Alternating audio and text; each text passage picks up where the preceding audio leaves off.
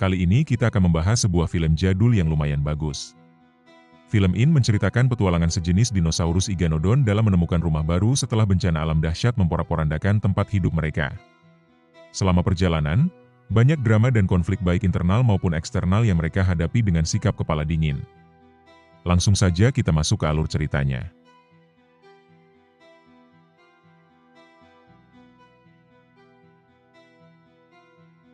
Berlatarkan masa prasejarah, film dibuka dengan adegan seekor dinosaurus berjenis Iguanodon betina yang dengan penuh kesabaran menjaga sarang telurnya.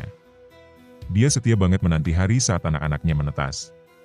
Di sekitarnya, berbagai dinosaurus lain hidup berdampingan dengan damai, mulai dari Parasaurolophus, Brachiosaurus, sampai Pachyrhinosaurus, menciptakan suasana habitat yang ramai tapi harmonis. Ketenangan itu pecah saat seekor Parasaurolophus muda dikejar predator ganas yakni Carnotaurus. Si pemburu ini bukan cuma memburu mangsa, tapi juga bikin kekacauan besar, merusak sarang telur Iguanodon dan bahkan mengalahkan seekor Pachyrhinosaurus dengan kekuatan dan kesombongannya.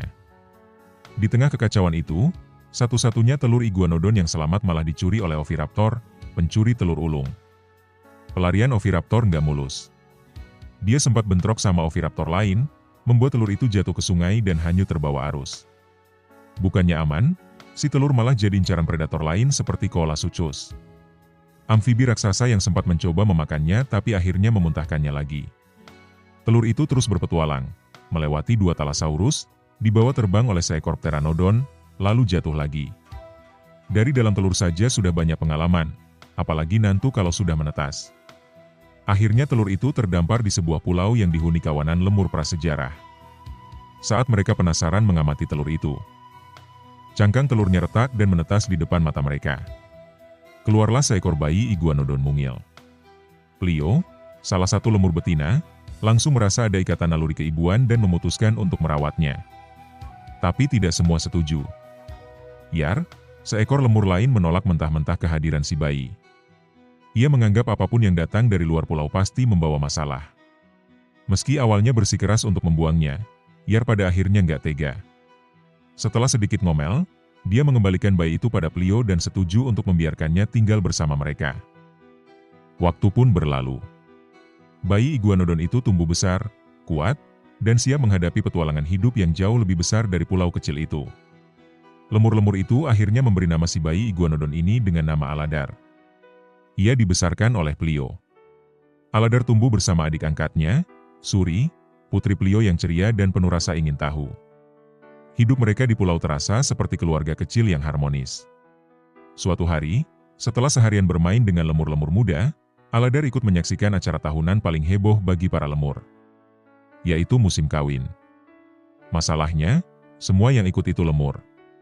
Sedangkan Aladar cuma satu-satunya Iguanodon di pulau itu. Tentu saja dia tidak kebagian pasangan.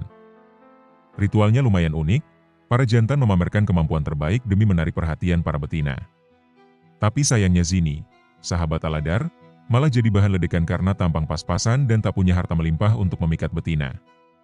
Ia pun pulang dalam keadaan jomblo lagi.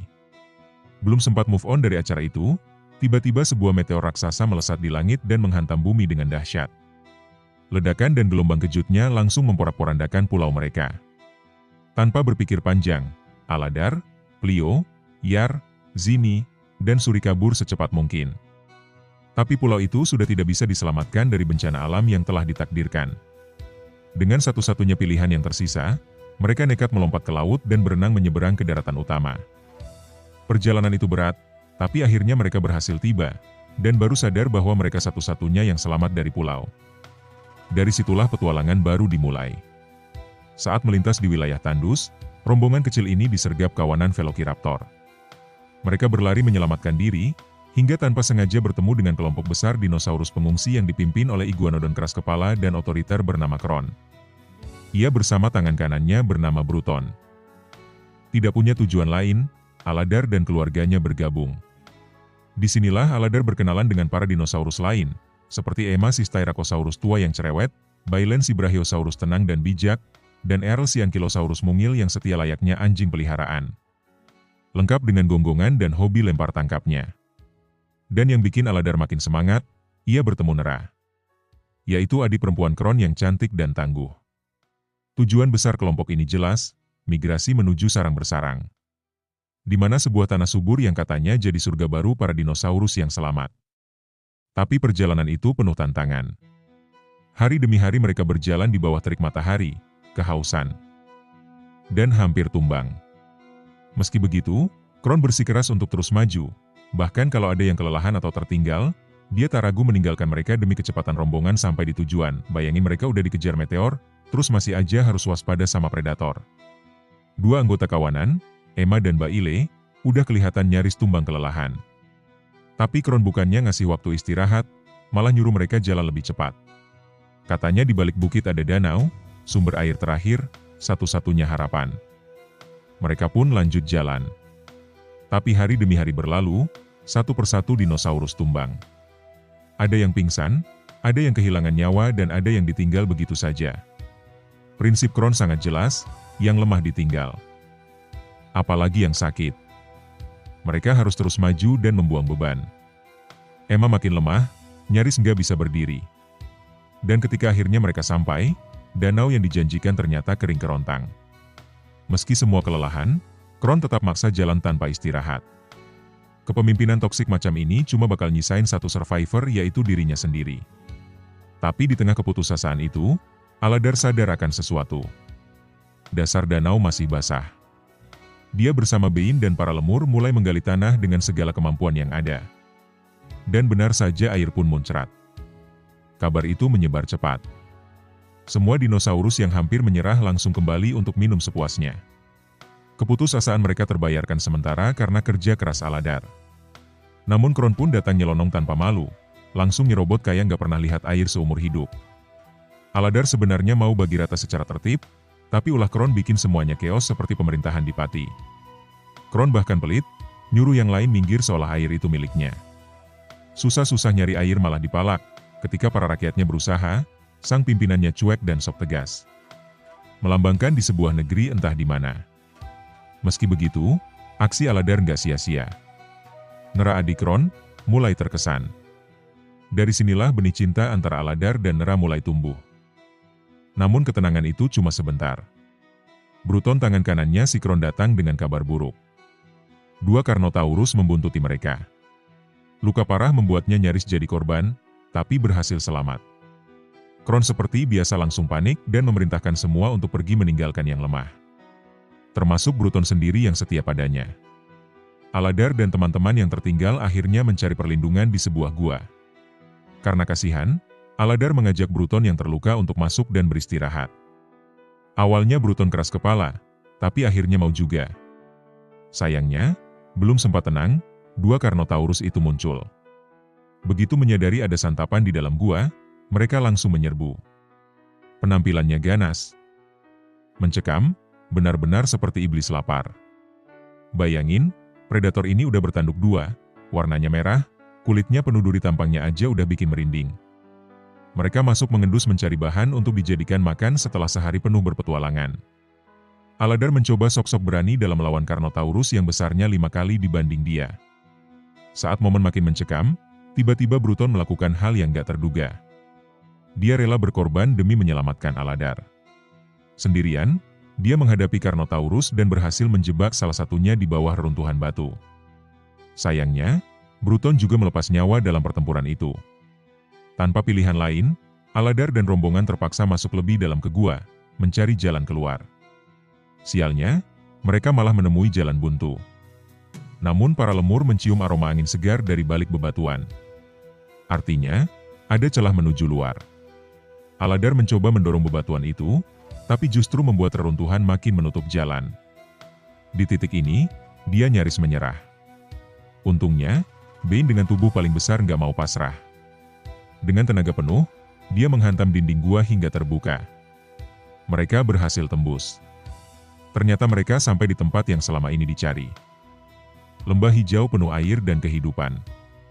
Bedanya, mereka masuk dari sisi lain, seperti menemukan jalan pintas. Sontak, semua merasa gembira. Minum, mandi, bermain air, tertawa lepas. Tapi Emma menyadari masalah besar. Jalan utama menuju lembah kini tertutup longsoran batu. Jika Kron dan kawanannya memaksa lewat jalur itu, Mereka bisa jadi santapan Carnotaurus. Aladar pun memutuskan untuk kembali lewat gua demi memberi peringatan. Dalam perjalanan, dia sadar satu Carnotaurus masih hidup dan membuntuti mereka. Sesampainya di tempat Kron, Aladar melihat si keras kepala itu malah menyuruh semua dinosaurus memanjat tebing curam yang jelas-jelas berbahaya. Aladar mencoba meyakinkan bahwa ada jalur lain. Apalagi Carnotaurus sudah sangat dekat. Tapi Kron tidak terima, keras kepala seperti Bupati Pati dengan rakyatnya. Alih-alih menerima saran, Kron malah menganggap Aladar sedang menantangnya.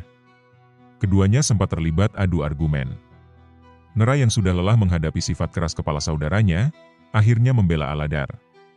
Melihat siapa yang lebih bijak, kawanan dinosaurus pun mulai mengikuti Aladar. Meski begitu, Kron tetap tak mau menyerah. Dia nekat memanjat tebing sendirian. Namun, belum jauh, Carnotaurus tiba-tiba muncul. Aladar tidak lari, dia justru berdiri di depan kawanan, siap menghadang. Keberaniannya memicu semangat seluruh kawanan untuk ikut menunjukkan taring mereka. Melihat jumlah lawan yang begitu banyak, Carnotaurus malah mengalihkan targetnya, mengejar Kron yang sendirian di tebing. Terjadilah pertarungan sengit dan dahsyat antara Kron dan Carnotaurus. Mereka terus bertarung membuktikan siapa yang lebih kuat. Aladar dan Nera berusaha menolong, tapi mereka terlambat. Kron sudah terluka parah. Meskipun Aladar berhasil mendorong Carnotaurus ke jurang, nyawa Kron tak terselamatkan.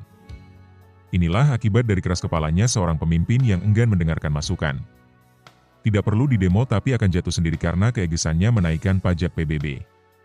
Setelah kejadian itu, Aladar resmi menjadi pemimpin baru. Ia memandu seluruh kawanan masuk ke lembah dengan selamat. Waktu berlalu, kehidupan baru dimulai. Telur-telur dinosaurus pun menetas, termasuk anak-anak Aladar dan Nera. Zini juga menemukan pasangannya, dan seluruh kawanan mengaum bersama. Menandakan awal yang baru. Hidup saling bergantung dan berjuang demi masa depan yang lebih baik.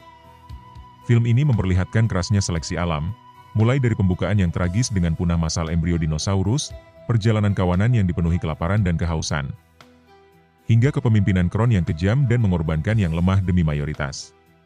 Serangan Carnotaurus dan hilangnya anggota kawanan tanpa banyak sensor menambah nuansa kelam.